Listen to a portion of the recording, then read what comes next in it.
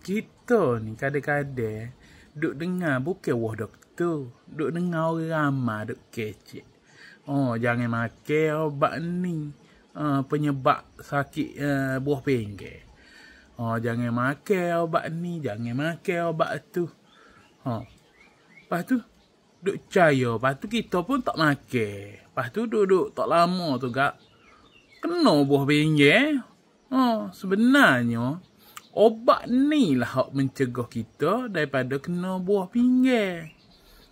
Selain tu gak kita patutlah. Ni dok dengar kata orang ramai.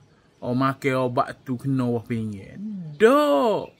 Kalau kita darah tinggi kecil manis makan obat. Makan apa biasa. Lepas tu kita patut. Dok pun. Dok pun tak kena pun. Hak kena kebanyakan hak kena tu hak tak makan obat. Faham molek dah. Beres.